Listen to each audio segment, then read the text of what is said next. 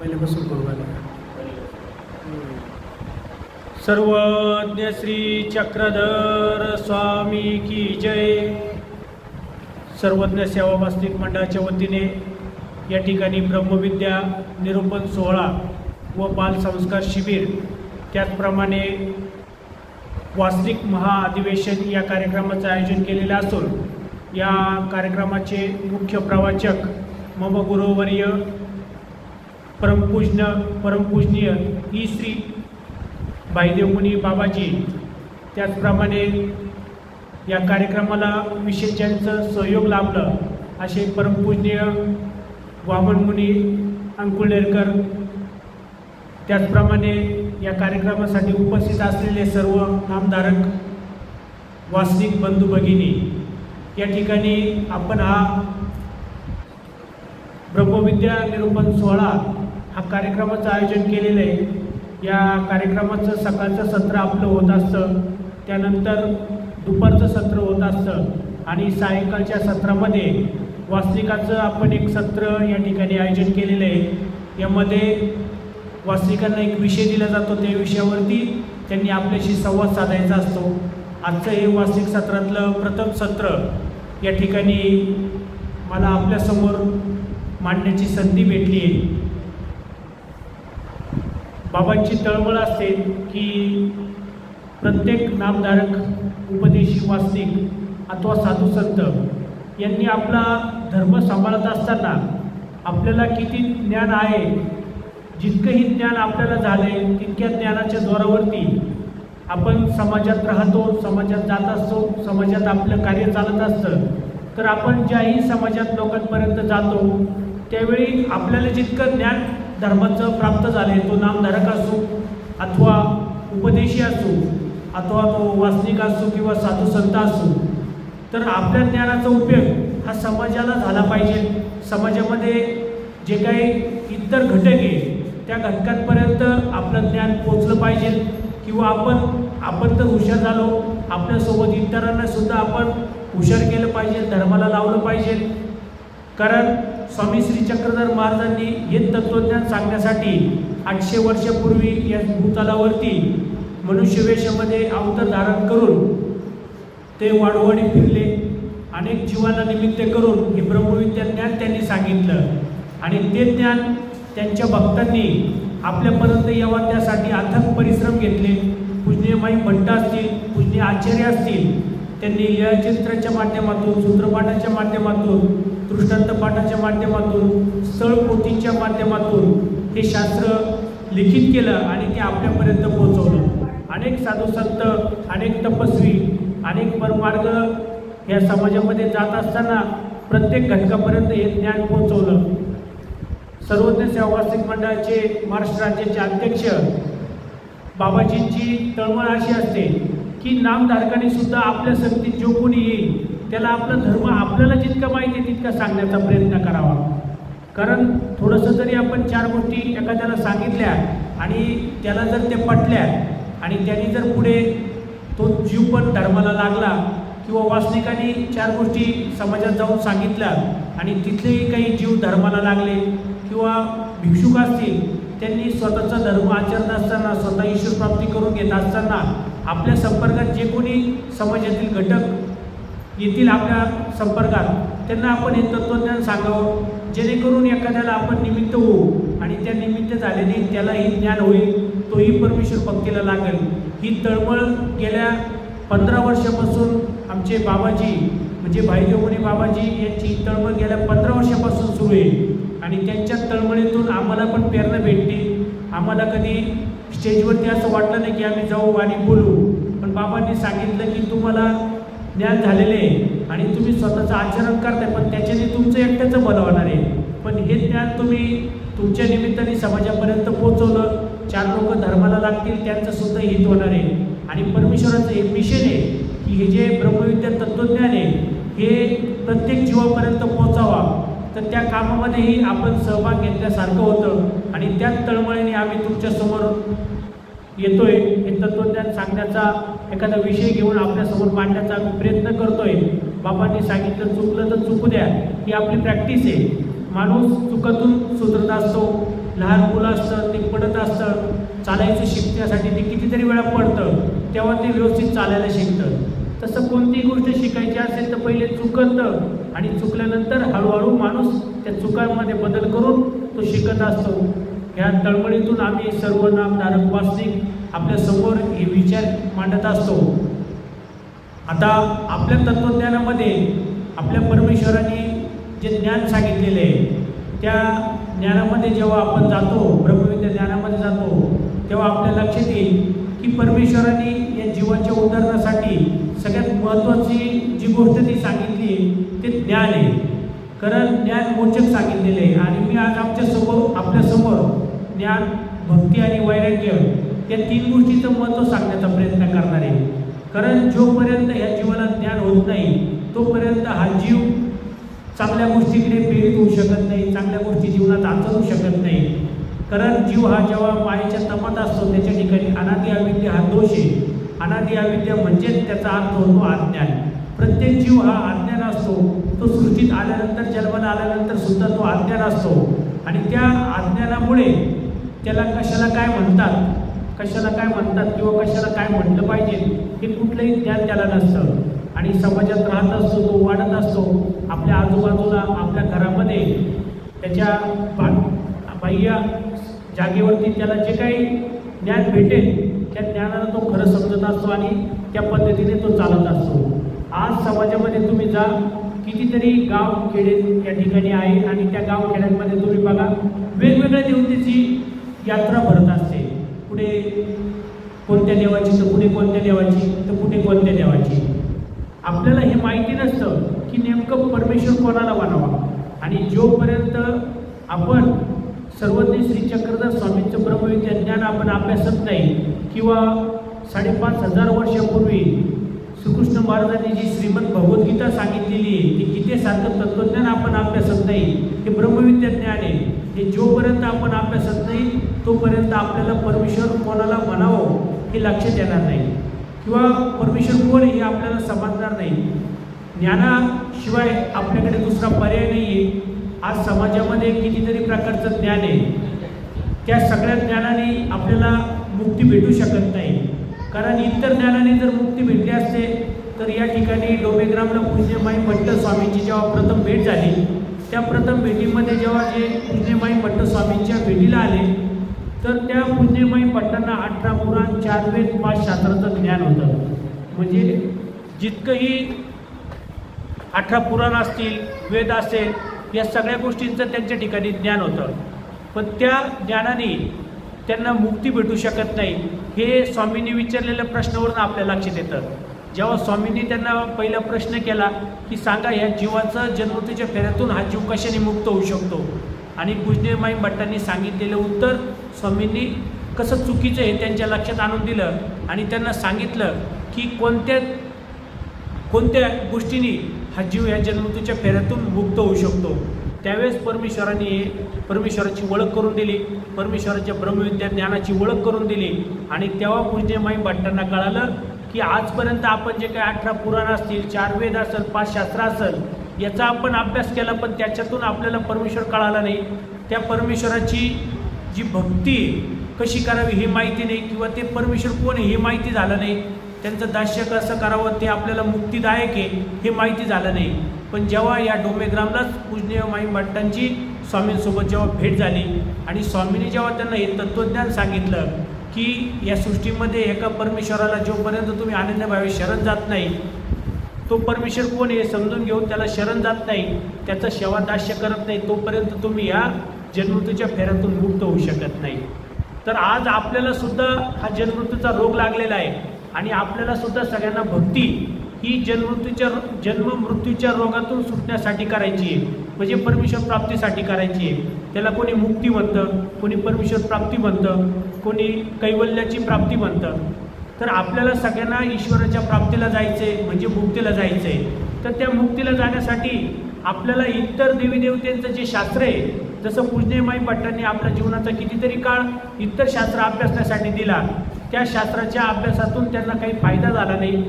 तर आपणही आज हे समजल्यानंतर आपणही जर पुन्हा ज्योतिषशास्त्राकडे जात असेल, वास्तुशास्त्राकडे जात असेल किंवा पाकशास्त्राकडे जात असेल किंवा इतर जे काही पुराण असतील त्यामध्ये तुम्ही जात असेल आणि तिथं जर तुम्ही तुमचा वेळ घालत असेल तर तुम्हालाही तुमचा आज तुम्हाला ती गोष्ट कळणार नाही, पण भविष्यात कधीतरी तुम्हाला त्या गोष्टी लक्षात येतील की आपलं जे काही आपण तत्त्वज्ञान समजून घेतलं, आपण जो काही इतर शास्त्राला वेळ दिला त्यातून आपल्या ज्या जन्ममृत्यूच्या रोगातून सुटण्यासाठी आपल्याला काही फायदा झाला नाही.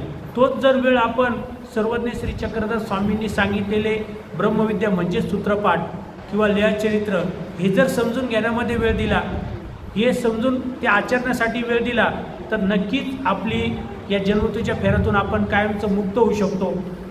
पण आज जी काय धर्मामध्ये बी बघा किंवा धर्माच्या बाहेर पण बघा, लोकांमध्ये हे तत्त्वज्ञान आपल्या प्रत्येक नामधारकापासून तर साधू संतांना माहिती असून आज धर्मामध्ये सुद्धा चुकीच्या रूढी परंपरा येऊ पाहत आहे. कोणी कीर्तनकार होऊ पाहत आहे, कोणी ज्योतिषशास्त्र होऊ पाहत आहे, कोणी वास्तुविशारद होऊ पाहत आहे. म्हणजे तुम्ही इकडे आले, तिकडचं देवतेचं शास्त्रात सर्व त्याच्या गोष्टींचा त्याग केला आहे आणि आता इकडे आलेले आहे. इकडे परमेश्वराचा आता तुम्ही ब्रह्मविद्या ज्ञान अभ्यासाला सुरुवात केली, 5 स्थळं तुम्ही अभ्यासले आणि आता मुक्ती मार्गावरती चालायचं सोडून तुम्ही छोट्याशा दृष्टपर गोष्टीसाठी पुन्हा ज्योतिषशास्त्राकडे जात असेल, वास्तुशास्त्राकडे जात असेल किंवा इतर शास्त्र तुम्ही अभ्यासून तुम्ही मोठे कीर्तनकार होत असेल, ते दृष्टपर तर तुम्हाला प्राप्त होईल, पण त्याच्यातून तुम्हाला परमेश्वर प्राप्त होणार नाही. कारण परमेश्वरांनी ज्ञान मोचक सांगितलेलं आहे, ज्ञान जीवाचा उद्धार करणारं सांगितलेलं आहे. पण ते कोणतं ज्ञान? तर ते ब्रह्मविद्या ज्ञान. जोपर्यंत आपण ब्रह्मविद्या ज्ञानात जाणार नाही, ते समजून घेणार नाही, ते आचरणार नाही, जीवनभर शेवटपर्यंत आपण ते आचरणार नाही, तोपर्यंत आपली मुक्ती होऊ शकत नाही.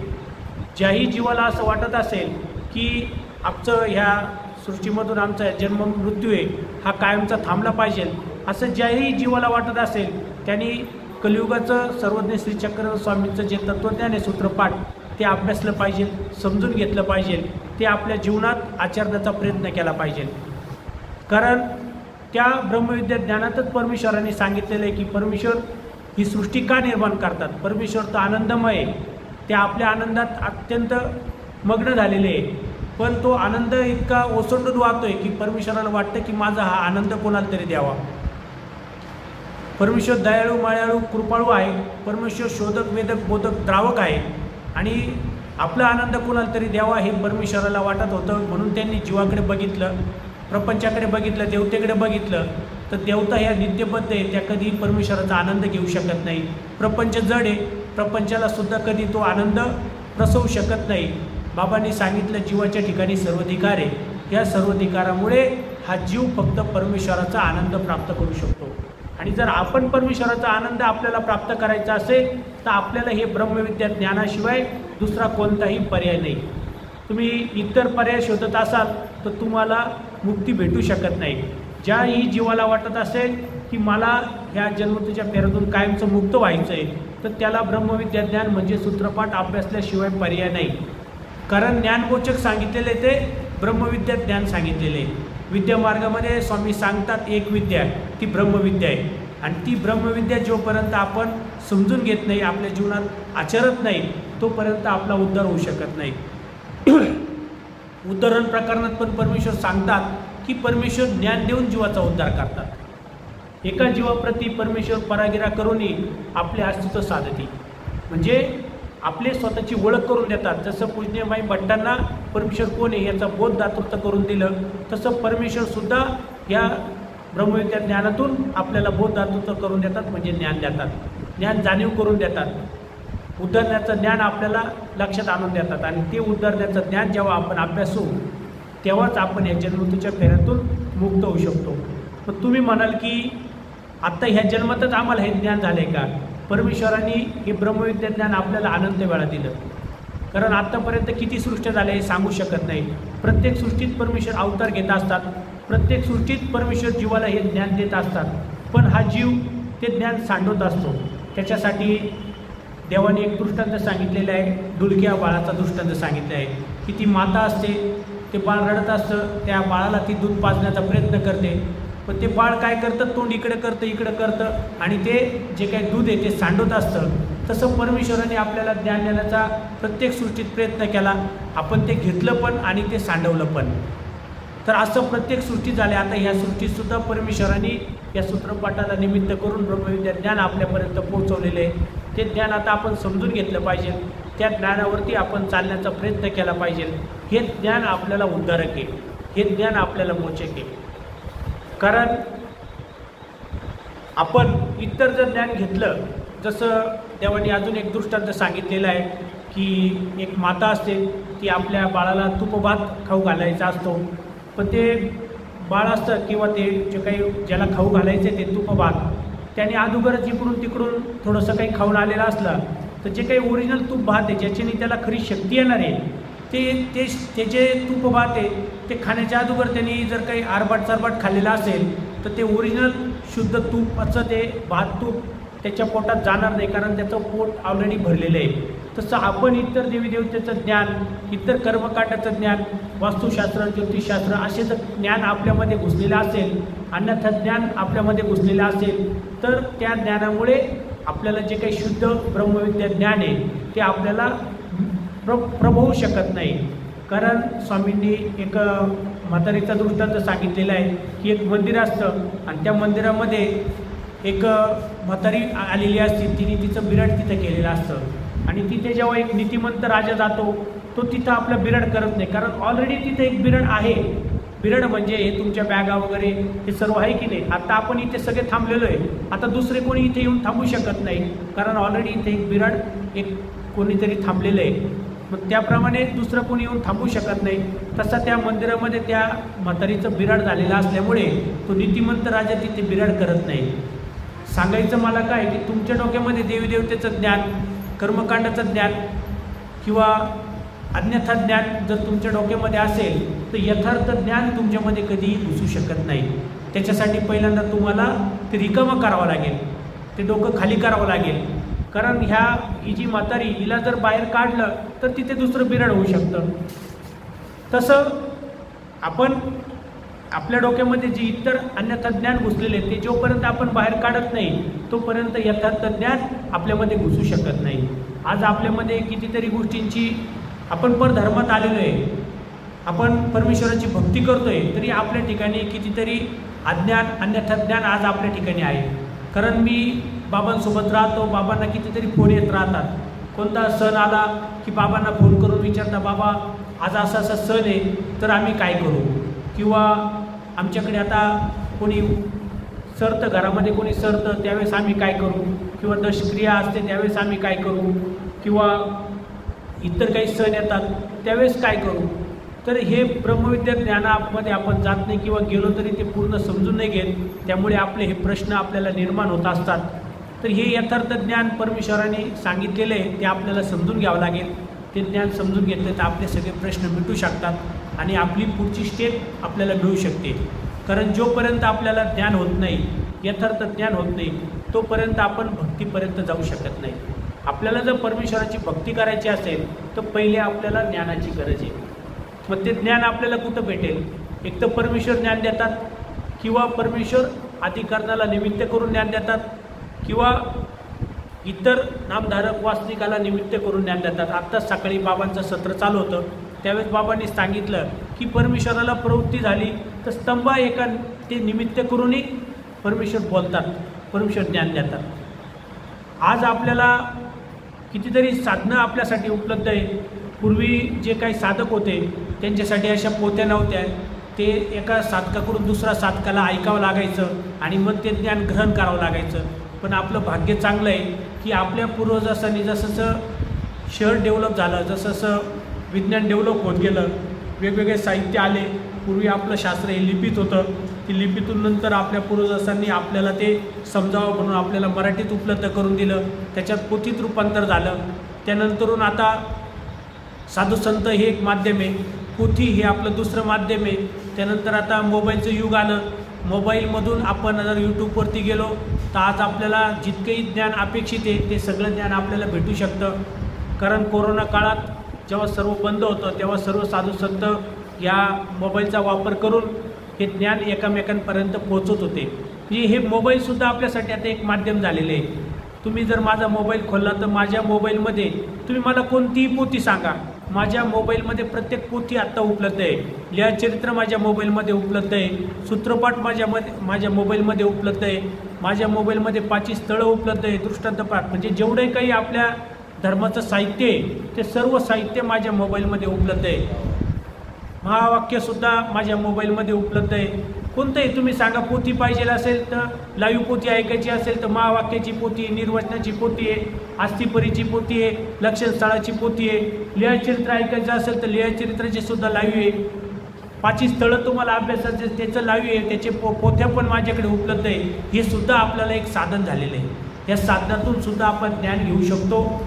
आपण आपल्या धर्म आचरणामध्ये, ईश्वराच्या प्राप्तीमध्ये आपण वाढ करू शकतो. फक्त आपण त्या साधनाचा कुठे आणि कसा उपयोग करायचा हे आपल्या हातात आहे. आज आम्ही जेव्हा समाजामध्ये जात असतो आणि जे काही लोक उपदेशी असतात त्यांच्या घरी गेल्यानंतर त्यांना आम्ही विचारतो, तुमच्याकडे सूत्रपाठ आहे का, लीळाचरित्र आहे का? ते म्हणता आहे, पण ते सांगतात की आमच्या गुरुजनांनी सांगितलं की याला सुडा लावा आणि हे व्यवस्थित एका जागेवर ठेवा. सुडा लावला पाहिजे, त्या ज्ञानाचा आपण आदर केला पाहिजे, व्यवस्थित त्याला सांभाळलं पाहिजे. पण कितीतरी वर्षापासून लोकांनी पेटीमध्ये सुडा लावून पॅक करून वरती एकदा पेटी ठेवली का वर्षभर ती पेटीला हातच लावत नाही. जर तुम्ही एखाद्या ठिकाणी गेले, तुम्ही एखाद्या कार्यक्रमात गेले, तिथे एखादं ज्ञान तुम्ही ऐकलं, त्याचं आवर्तन तुम्ही घरी येऊन कसं करणार आहे? जर त्या पोथ्या तुमच्याकडे आहे तर त्या पोथ्या आपण उघडल्या पाहिजे, त्याचं सतत आपल्यासमोर वाचन झालं पाहिजे, मनन झालं पाहिजे, चिंतन झालं पाहिजे, तेव्हा आपल्या ज्ञानात भर पाडणार आहे. आज नेमकं हेच झालेलं आहे की वासनिक नामधारक असतील, उपदेशी असतील, त्यांनी सूत्रपाठ वाचू नये, लीळाचरित्र वाचू नये. हा गुरुमुखाने घ्या, जे काही तुम्हाला ज्यांच्याकडून समजेल त्यांच्याकडून तुम्ही समजून घ्या, पण त्याचं आवर्तन तुम्ही कधी करणार आहे? त्याचं आवर्तन तुम्हाला करायचं असेल तर तुमच्याकडे त्या पोथ्या उपलब्ध असल्या पाहिजे, तुम्ही वेळ दिला पाहिजे, समजून घेतलं पाहिजे, तेव्हा आपल्या त्या ज्ञानामध्ये भर पाडणार आहे आणि तेव्हा ते ज्ञान आपल्यासाठी मोचक होणार आहे. आता ज्ञान झालं, नुसतं ज्ञान होऊन सुद्धा उपयोग नाही आहे. ज्ञानानंतरची पुढची स्टेज असते भक्तीची. पूजनीय माई भट्ट बघा, स्वामींपासून बोध झाला, वर्षभर ते पुन्हा पुन्हा स्वामींच्या भेटीला येत गेले. वेगवेगळ्या विषयावरती स्वामींशी त्यांनी चर्चा केली, देवाविषयी, अवताराविषयी समजून घेतलं, या सृष्टीतल्या सगळ्या काही गोष्टी आहेत, जीवविषयी समजून घेतलं, देवतेविषयी समजून घेतलं, प्रपंचविषयी समजून घेतलं. आणि ज्ञान झाल्यानंतरून त्यांना त्यांची जी परिस्थिती होती ती भरपूर चांगली परिस्थिती, कारण त्यांच्याकडे भरपूर शेती होती, त्यांची पत्नी होती, मुलं होते, त्यांच्याकडे मानपान भरपूर होता. पण त्यांच्या लक्षात आलं की हे संसारातली कोणतीच गोष्ट मला मुक्ती देणारी नाही आहे, मला परमेश्वराला अनुसरावं लागेल, परमेश्वराची भक्ती करावं लागेल, तेच मला मुक्तिदायक आहे. म्हणून मग पूजनीय माई भट्टांनी एकदा स्वच्छालय गेले होते आणि तिथे त्यांच्या लक्षात आलं की देवाने आपल्याला अनुसरायला लावलेलं आहे. त्यांच्या हातामध्ये त्यांनी हात स्वच्छ करण्यासाठी एक ढेकूळ हातामध्ये घेतला, मातीचा ढेकूळ, आणि ते जेव्हा पाणी त्याच्यावरती पडलं तो ढेकूळ विरघळून गेला. माती असते ते पाणी पडल्यानंतर ती विरघळत असते. त्यावेळेस त्यांनी सहजच विचार केला की मनुष्याचं जीवनसुद्धा असंच आहे, कधीही या जीवाला काय होईल हे सांगता येत नाही. आजही आपण व्हॉट्सअपद्वारे आपल्याला मित्राचे, नातेवाईकांचे फोनवरती आपल्याला फोन येत असतात, कुठेतरी कोणीतरी आज अचानक जात असतं, कोणी अटॅकनी जात असतं, कोणी काही आजाराने जात असतं. आजच आम्हाला एक फोन आला की नाशिकमध्ये एक असे ग्रस्त होते, त्यांना अनुसरायचं होतं, पण ते उद्या जाणार होते अनुसरायला, ते आजच त्यांचा ध्येय गेला, म्हणजे त्यांचा मृत्यू झाला. तर जीवनामध्ये पूजनीय माई भट्टांनी तोच विचार केला की आपलंसुद्धा काही खरं नाही आहे. आता आपल्याला ज्ञान झालेलं आहे, आपण जर परमेश्वराच्या भक्तीला लागलो नाही तर आपल्याला मुक्ती भेटू शकत नाही. आपल्याला आता पुढची स्टेज घ्यावं लागेल, अनुसरावं लागेल, परमेश्वराची भक्ती करावं लागेल. कारण भक्ती जोपर्यंत करत नाही, भक्ती म्हणजेच दास्य, दास्य म्हणजेच भक्ती, ती भक्ती जोपर्यंत आपण करत नाही तोपर्यंत आपला उद्धार होऊ शकत नाही. आणि भक्ती करण्यासाठी तर अनुसरावं लागेल. आज जेव्हा आपण संसारामध्ये घरी असतो तेव्हा संसारामध्ये आपण जास्तीत जास्त वेळ आपण परमेश्वराच्या नामस्मरणाला, चिंतनाला किंवा पोथी ऐकायला, शास्त्र ऐकायला आपण देऊ शकत नाही. इथे आपण आलो आहे या ब्रह्मविद्या निरूपण सोहळ्यासाठी, बालसंस्कार शिबिरासाठी. इथे आपल्याला प्रापंचिक आता कुठली जबाबदारी नाही आहे. आजचा सकाळी 3 वाजेपासून तर रात्री आता 9-9:30पर्यंतचा काळ आपला पूर्ण ईश्वर भक्तीमध्ये लागला आहे. ईश्वराच्या सेवादास्यामध्ये लागला. सकाळी आपण उठलो, नामस्मरण केलं, नंतर आपण पाठपारायण केलं, नंतर आपण पायी स्थानवंदन केले, नंतर आल्यानंतरून आपण हे लहान मुलांना आम्ही घेऊन बसलो, त्यांना छोट्या बालकांच्या लीळा सांगितल्या, नंतर थोडी विश्रांती केली, परत बाबांचं सत्र झालं. बाबांनी छानपैकी आपल्याला डोमेग्रामच्या लीळा सांगितल्या. पुन्हा दुपारी सत्र झालं. आता पुन्हा हे संध्याकाळचं सत्र होते. संध्याकाळी आपण पूजा अवसर केला.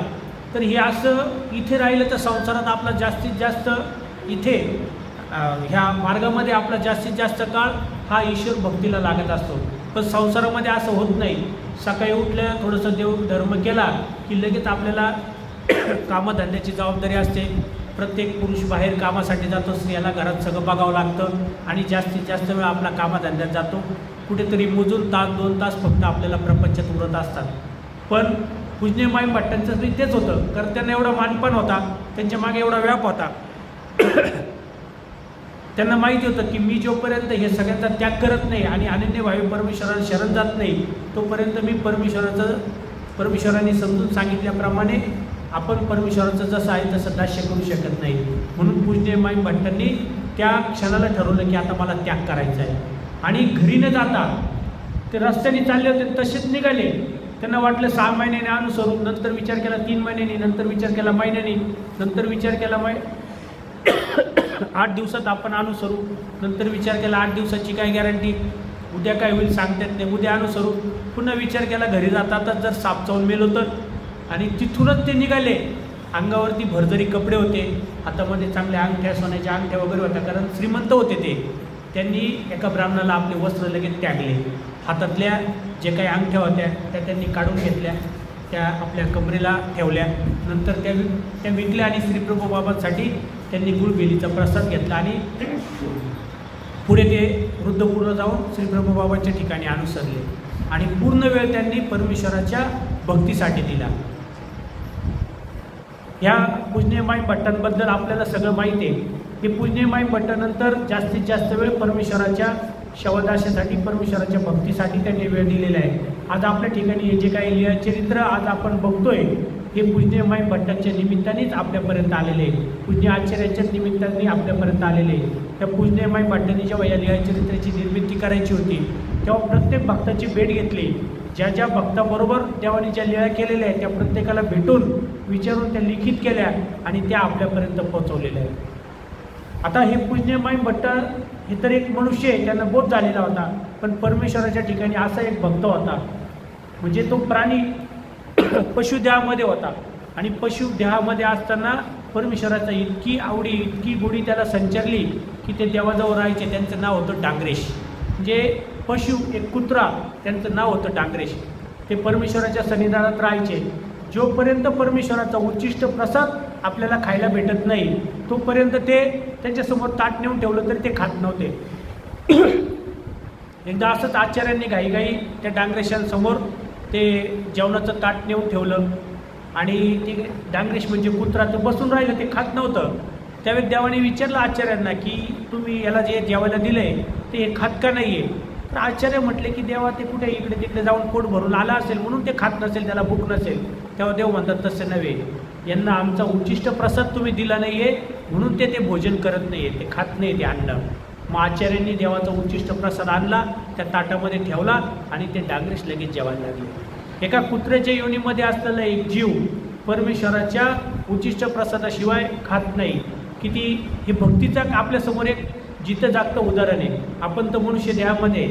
पुढे असा एक प्रसंग घडला की स्वामी एकदा आसनस्थ होते आणि स्वामीच्या समोर सर्व भक्तजन बसलेले होते. स्वामी उदास झाले आणि सगळे भक्तजनांना सांगता की तुम्ही इथून निघून जा.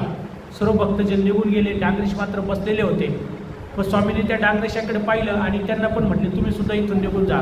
पण त्या डांगरेशांना देवाबद्दल इतकी आवडी होती, इतकं प्रेम होतं, इतकी त्यांची भक्तिभाव होता की परमेश्वराचा विरह ते सहन करू शकले नाही.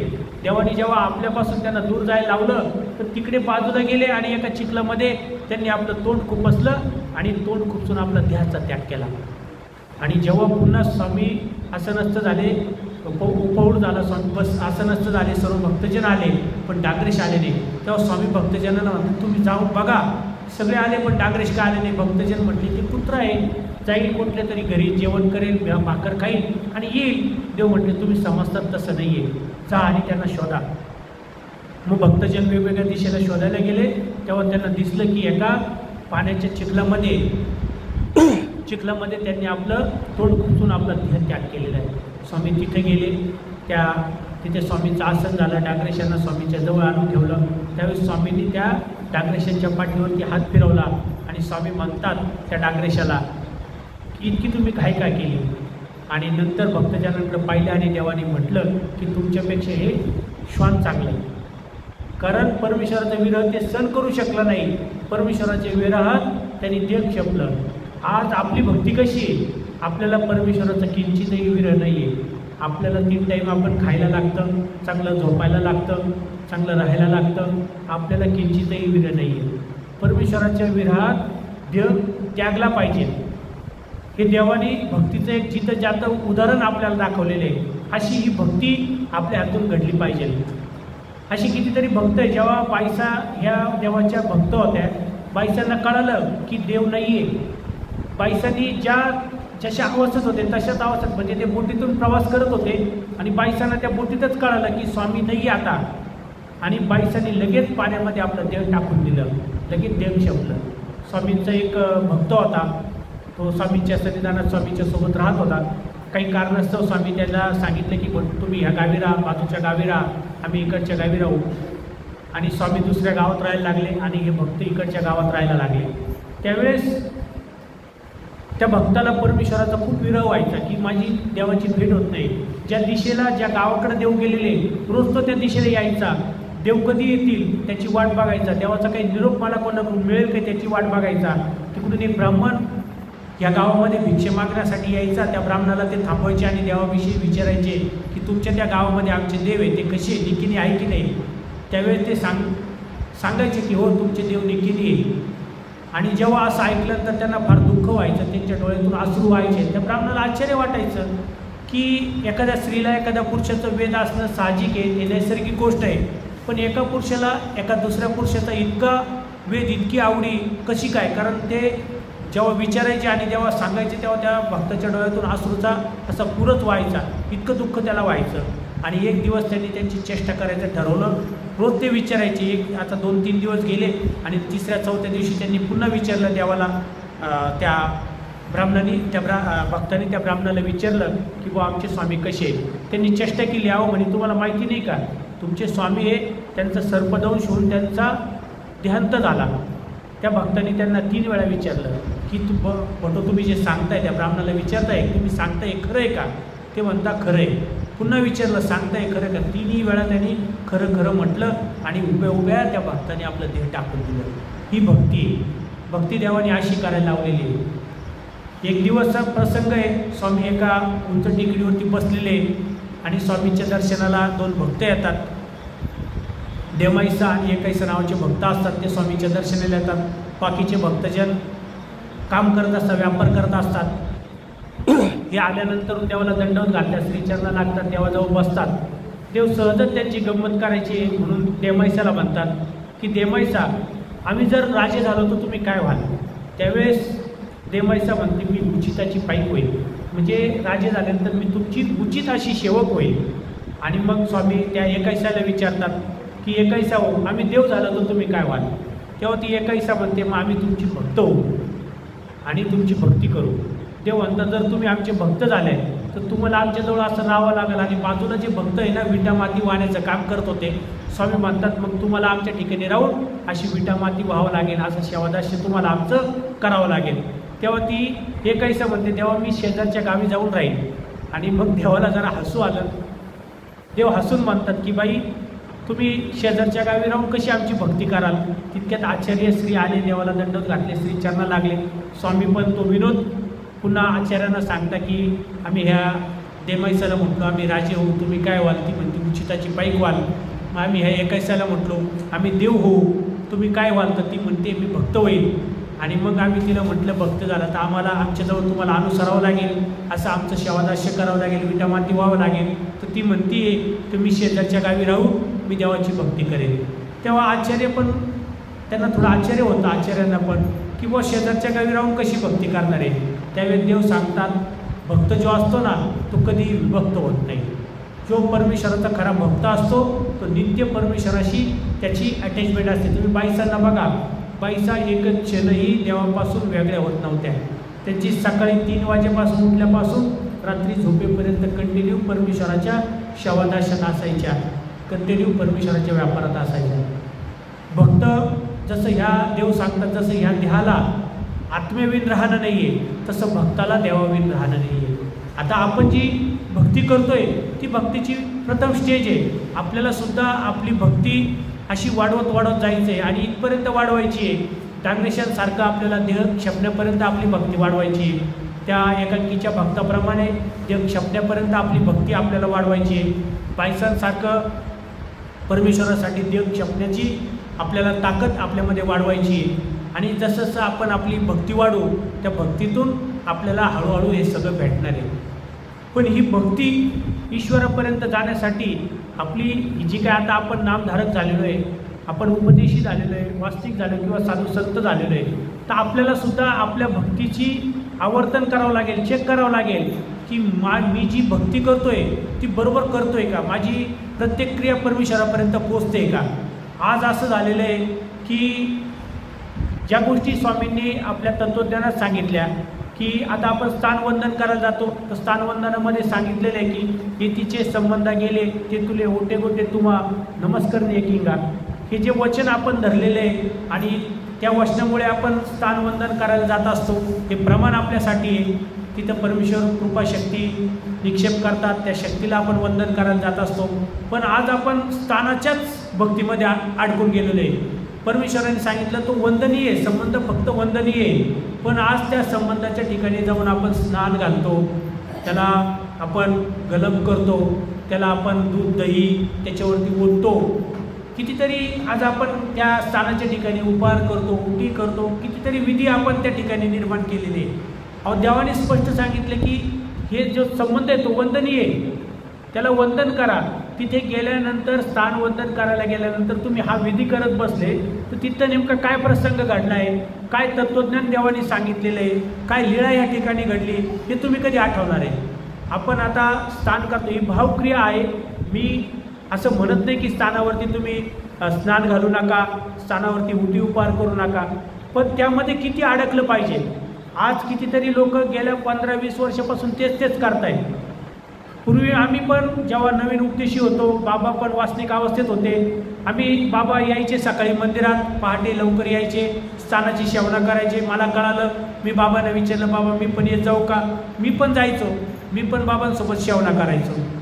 हळूहळू आमची पुढे अभ्यासानुसार प्रगती होत गेली, बाबाच्या संगीतावर प्रगती होत गेली. नंतर स्थानवंदनातून आम्ही 4 साधनं समजून घेतले. पुढे आम्ही शास्त्रामध्ये आलो, मस्त सूत्रपाठ असेल, लिहाचित्र असेल, त्याचं मनन चिंतन करायला लागलो. अशी स्टेज आपली पुढे सरकली पाहिजे. कारण आपल्याला परमेश्वर सांगतात, मी जरी निर्व निराकार असला तरी परमेश्वर सावयव साकार होतात.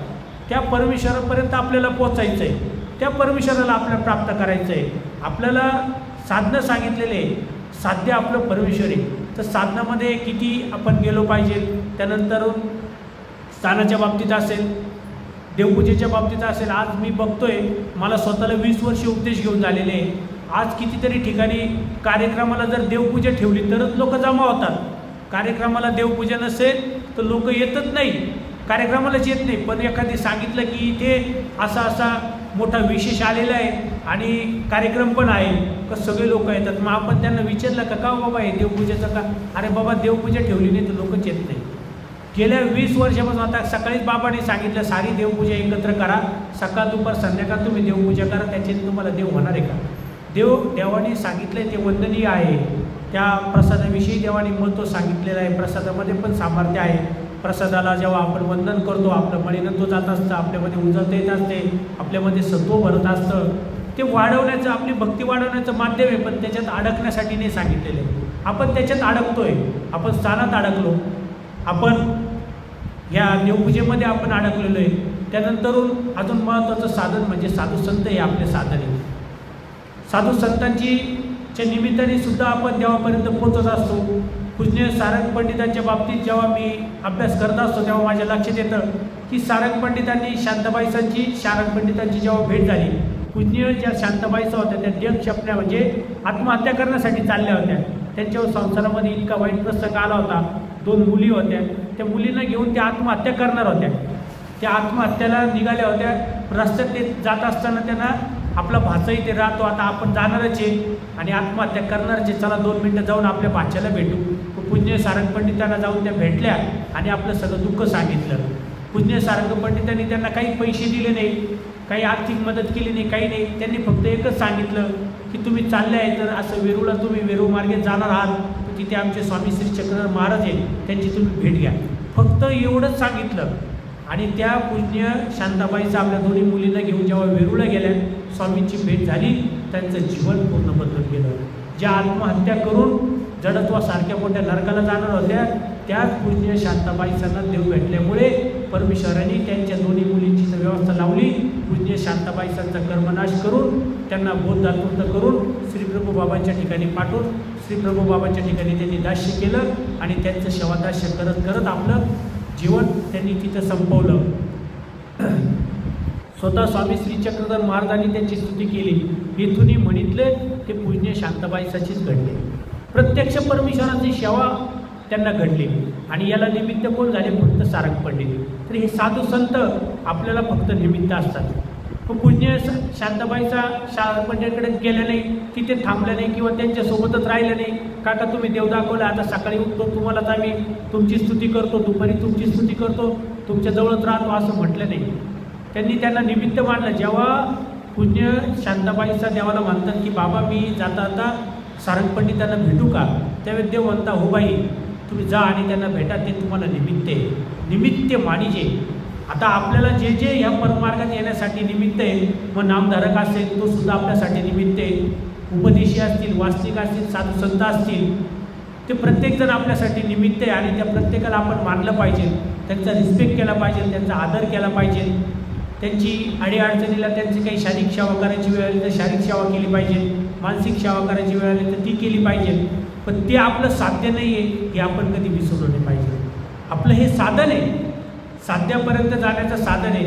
तुम्हाला जर इथून आता मुंबईला जायचं आहे तर मला काहीतरी साधनाचा वापर करावा लागेल. त्या साधनाशिवाय मी त्या मुंबईपर्यंत पोचू शकत नाही. एक तर मला 2 व्हीलरवर जावं लागेल, 4 व्हीलरमध्ये जावं लागेल किंवा रेल्वेने जावं लागेल किंवा विमानाने जावं लागेल. हे माझ्यासाठी हे साधनं झाली. हे साधनं माझ्या साध्यापर्यंत मला घेऊन जाणार आहे.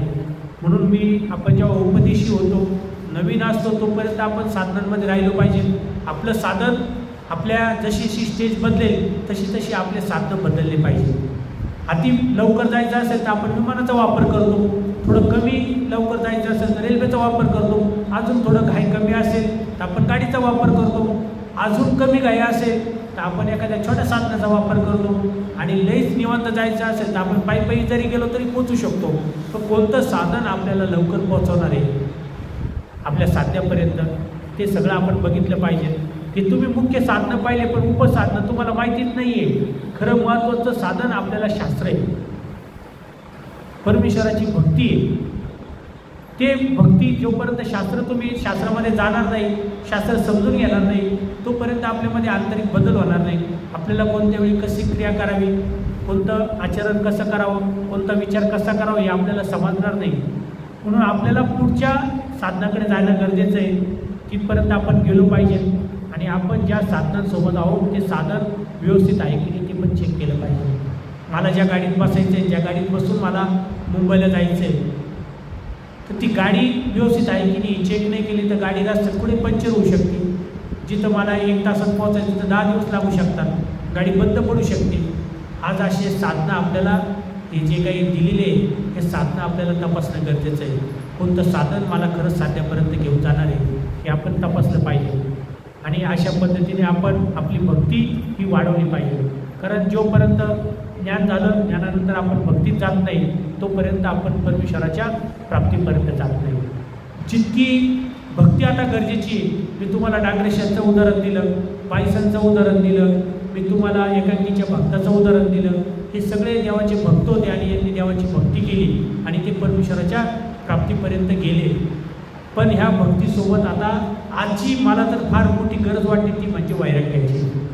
कारण आज ज्ञान खूप लोकांकडे आहे, भक्ती करणारे सुद्धा खूप आहे, पण वैराग्य करणारे खूप कमी आपल्याला दिसतात। जोपर्यंत आपण वैराग्य करणार नाही तोपर्यंत आपण परमेश्वराच्या खऱ्या अर्थाने प्राप्तीपर्यंत लवकर पोहोचू शकत नाही। कारण जितकं ज्ञान गरजेचे, जितकी भक्ती गरजेची तितकं वैराग्य गरजेचं आहे। आता ह्या वैराग्याच्या बाबतीत आपल्या धर्मामध्ये बरीच गैरसमज झालेली आहे। 8-8 दिवस आंघोळ न करणं, मळलेले कपडे घालणं किंवा एखाद्या जंगलात राहणं म्हणजे वैराग्य असं आपण सांगतो। पण देवाने छानपैकी ह्या वैराग्याची व्याख्या सांगितली, ह्या मंत्र फलभोग विरागो वैराग्य।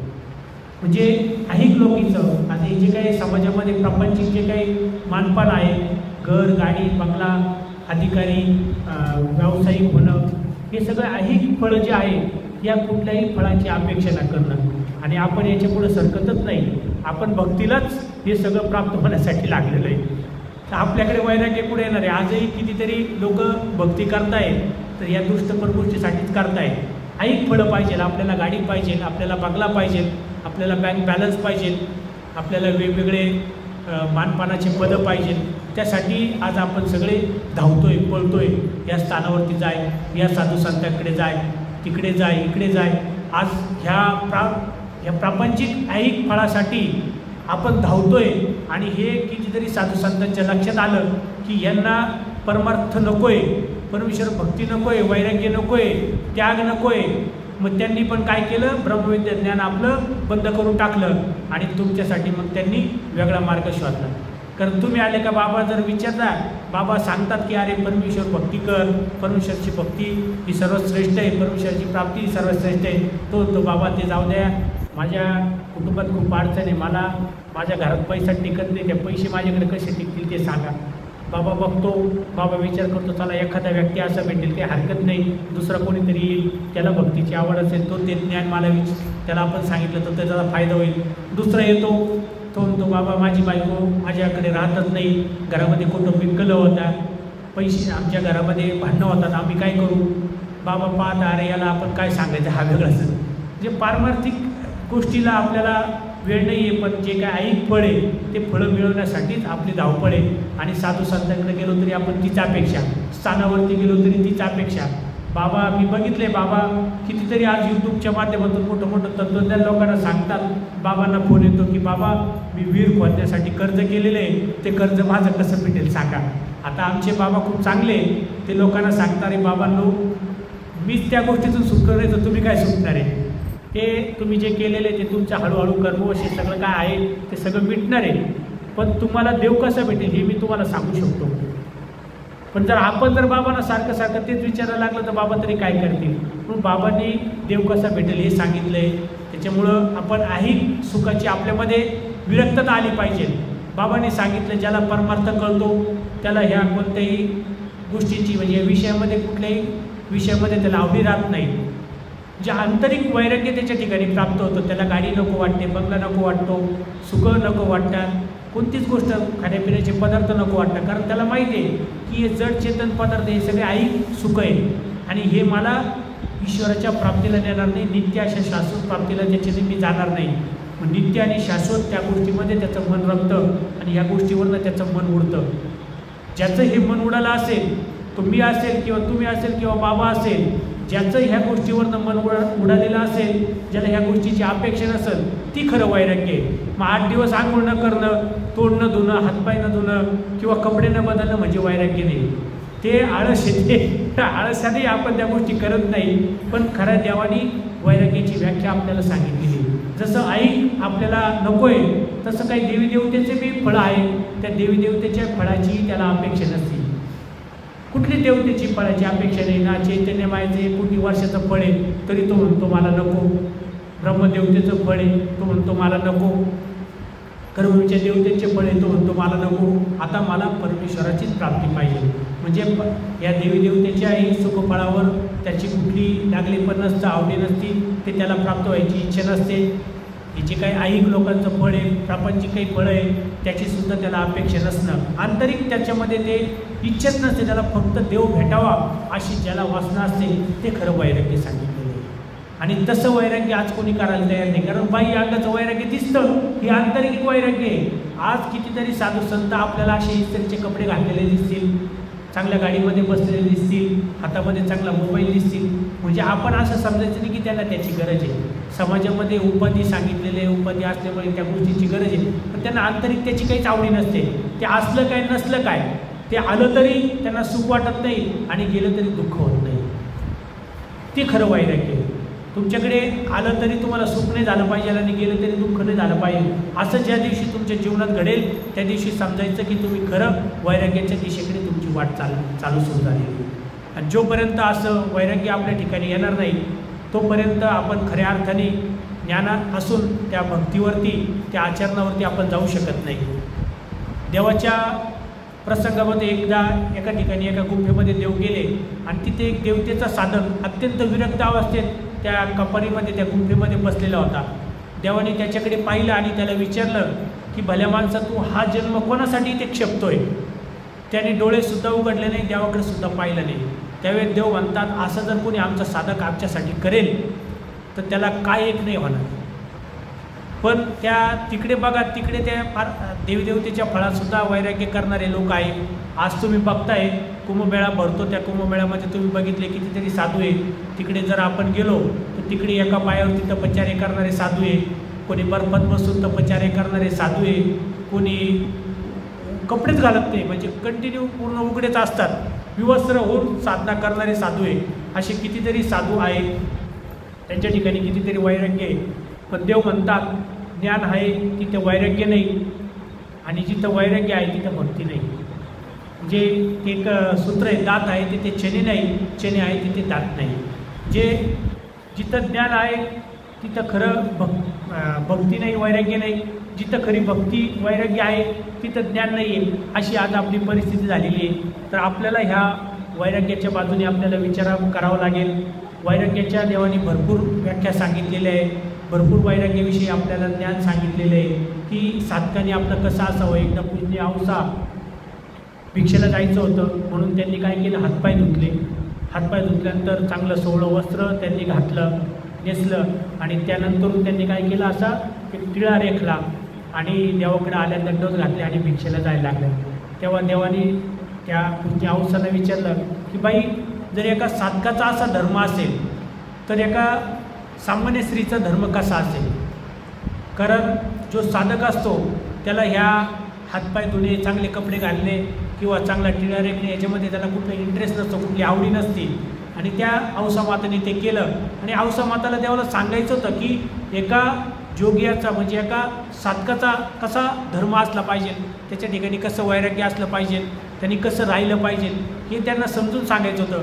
पण पूज्य औसांना आला त्याचा राग, की पूज्य औसांनी गैरसमज करून घेतला की पा म्हणे, मी दीक्षिताची कन्या आहे म्हणे, उपासनेची सून आहे आणि माझी बरोबरी एका सामान्य स्त्रीबरोबर केली.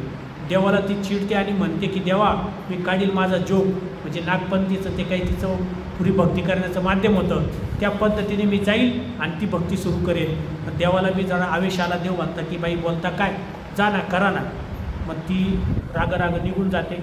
एका चौधोत्रा नावाचं गाव असतं, त्या गावामध्ये त्या जातात आणि तिथे राहतात. पण त्या भक्ताचं वैशिष्ट्य वेगळं आहे.